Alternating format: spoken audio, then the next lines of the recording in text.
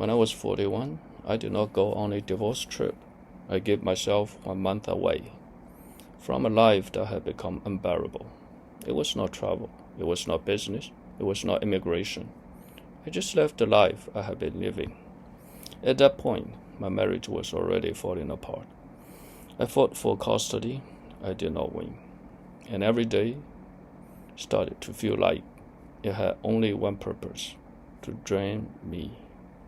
My emotion was drained. My energy was drained. Even my dignity was slowly being drained.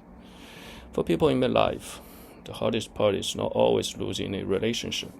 Sometimes the hardest part is suddenly not knowing where your life is supposed to go next. Even sleeping pill could not really make me sleep. And one night, I suddenly realized something. If I stayed in the same environment, I would only become more confused. So I booked a flight to America. In California, I live with a man in his 70s. His last name is Xu.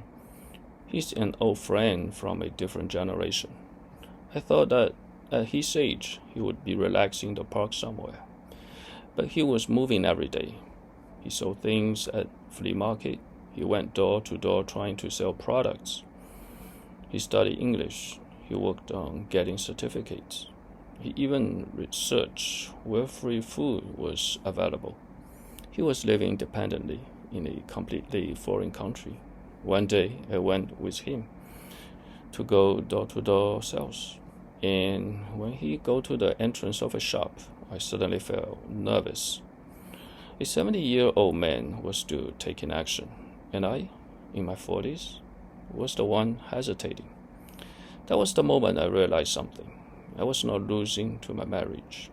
I was losing to stagnation.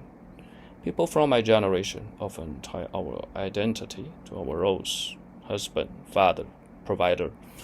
And when those roles began to shake, we panic. But during the month in America, I slowly began to understand something. A person is not just a role.